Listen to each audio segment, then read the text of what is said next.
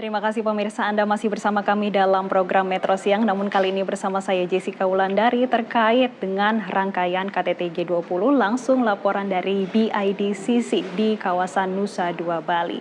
Dan pemirsa, kepemimpinan Indonesia dalam forum G20 telah menghasilkan beberapa warisan rekomendasi dan solusi untuk menjawab tantangan ekonomi global saat ini. Dan untuk mengetahuinya kita segera bergabung dengan Mercy Wijaya dan Alan Indra dari Nusa Dua Bali untuk informasi selengkapnya. Mercy, setelah 1 tahun Indonesia menjadi pemimpin dari G20, apa saja hasil diskusi dan rekomendasi yang bisa menjawab tantangan ekonomi saat ini? Presidensi Forum G20, dan memang sejak awal Presiden Joko Widodo menyampaikan bahwa diskusi-diskusi yang dilakukan dalam Forum G20 ini baik jalur Sherpa maupun jalur keuangan atau finance track ini dapat menghasilkan rekomendasi yang konkret untuk menjawab tantangan global saat ini. Dan jelang KTT G20 tanggal 15 sampai 16 November 2022 sudah ada beberapa hasil dari pertemuan G20 yang kami dapatkan.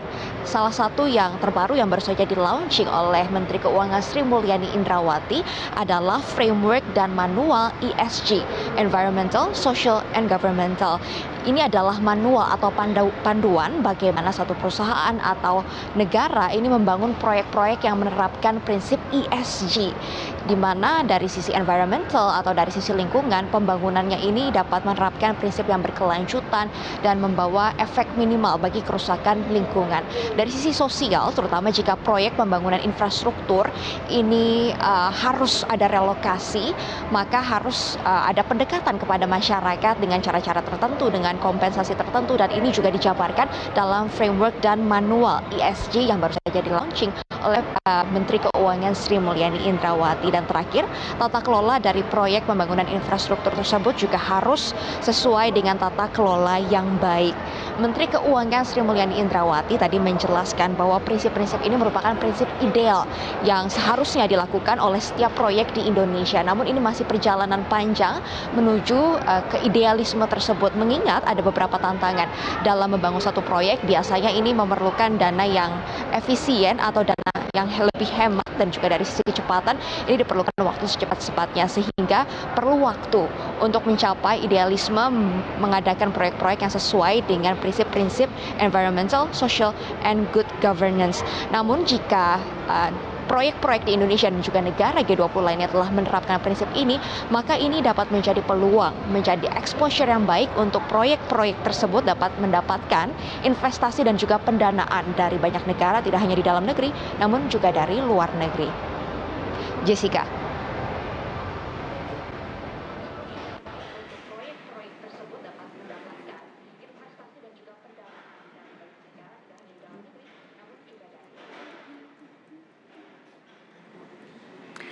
Mercy, selain itu kami juga melihat ada keberhasilan lainnya, yaitu terkait dengan Pandemic Fund.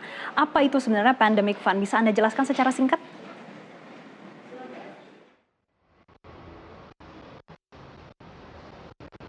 Ya, Jessica dan pemirsa, salah satu keberhasilan dalam presidensi G20 Indonesia adalah dalam 6 bulan terakhir ini berhasil ada kesepakatan dari negara-negara G20 untuk membentuk dana pandemik atau Pandemic Fund, yang sebelumnya ini dinamakan sebagai Financial Intermediary Fund atau FIF, untuk pencegahan pandemi dan menyiapkan negara-negara jika terjadi pandemi dan bagaimana harus meresponnya.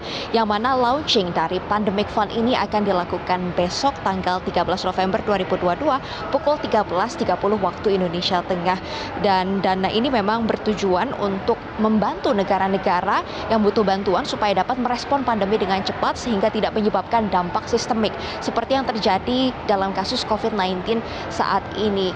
Dan kalau kita lihat memang ini terus dilakukan rapat koordinasi untuk menyelesaikan skema pembiayaan selama 2 hari terakhir tanggal 10 sampai 11 November antara Menteri Keuangan dan juga Menteri Kesehatan negara-negara G20 dalam Joint Finance dan and Health Minister meeting tanggal 10 sampai 11 November 2022 terkait dengan partisipasi dalam Pandemic Fund ini. Sudah ada 20 negara yang berpartisipasi dan 3 filantropi, salah satunya adalah Bill Gates melalui Bill and Melinda Gates Foundation. Dengan total partisipasi dari 20 negara dan 3 filantropi ini sebesar 1,4 miliar dolar Amerika Serikat, dan partisipasi dari Indonesia ini sebesar 50 juta dolar Amerika.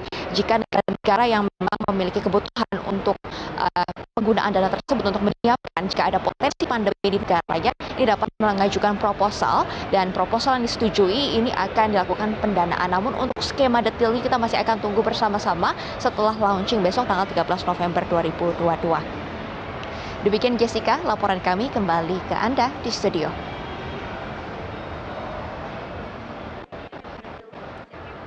Baik, terima kasih Mercy Wijaya atas laporan Anda langsung dari kawasan Nusa Dua Barat.